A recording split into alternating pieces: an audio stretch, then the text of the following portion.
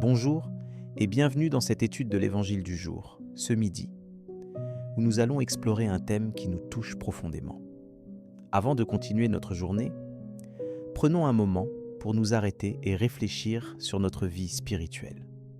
Ce midi, nous allons étudier un passage de l'Évangile qui nous parle de la manière dont les gens ont réagi à la présence et à l'enseignement de Jésus dans son lieu d'origine. Aujourd'hui, nous allons voir comment Jésus a été rejeté par les siens et comment cela peut nous aider à comprendre nos propres luttes et émotions. Lorsque nous lisons le chapitre 13 du livre de Matthieu, nous voyons que Jésus se rend dans son lieu d'origine et enseigne les gens dans leur synagogue. Les gens sont frappés d'étonnement par sa sagesse et ses miracles, mais ils sont également choqués parce qu'ils le connaissent comme le fils du charpentier. Ils se demandent d'où lui viennent cette sagesse et ces miracles. Ce passage nous montre que les gens ont du mal à accepter que quelqu'un qu'ils connaissent que bien puisse avoir une telle autorité et un tel pouvoir. Matthieu, chapitre 13, versets 54 à 58, nous dit « En ce temps-là, Jésus se rendit dans son lieu d'origine, et il enseignait les gens dans leur synagogue, de telle manière qu'ils étaient frappés d'étonnement et disaient « D'où lui viennent cette sagesse et ces miracles?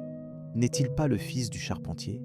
Sa mère ne s'appelle-t-elle pas Marie, et ses frères Jacques, Joseph, Simon et Jude? Et ses sœurs ne sont-elles pas toutes chez nous? Alors, d'où lui vient tout cela ?»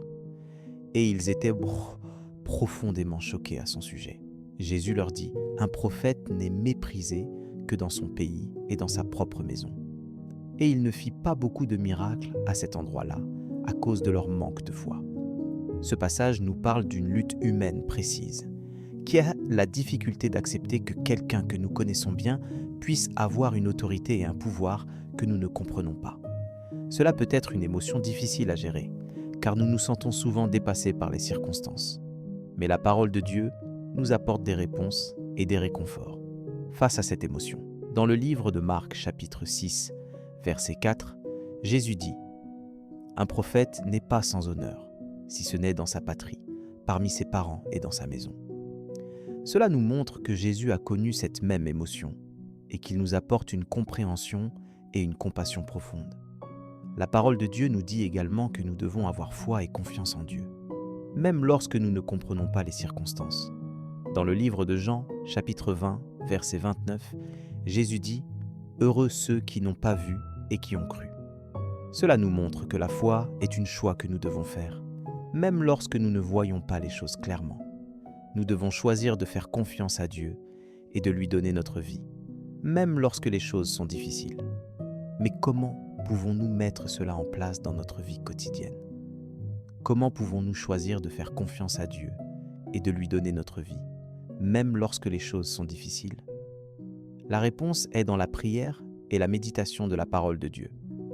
Dans le livre de Philippiens, chapitre 4, verset 6, nous lisons « Ne vous inquiétez de rien, mais en toute occasion, par la prière et la supplication, avec action de grâce, faites connaître vos besoins à Dieu. » Cela nous montre que la prière est un moyen de communiquer avec Dieu et de lui donner nos besoins et nos préoccupations.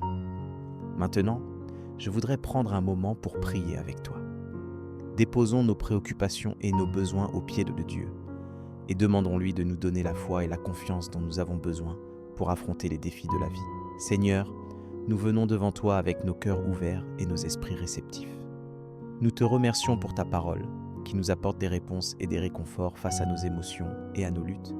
Nous te demandons de nous donner la foi et la confiance dont nous avons besoin pour affronter les défis de la vie. Nous te demandons de nous aider à choisir de faire confiance à toi et de te donner notre vie, même lorsque les choses sont difficiles. Nous te remercions pour ta présence dans nos vies et pour ta promesse de toujours être avec nous. Nous t'aimons et nous te louons, Seigneur. Amen. Si cette prière a touché ton cœur, tape Amen dans les commentaires. Je prie que toute bénédiction de cette prière repose maintenant sur toi.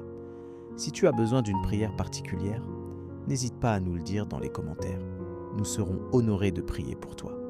Nous te donnons rendez-vous à 19h pour l'étude d'une des 365 promesses de Dieu. Que la grâce et la paix de notre Seigneur Jésus-Christ soient avec toi. Amen.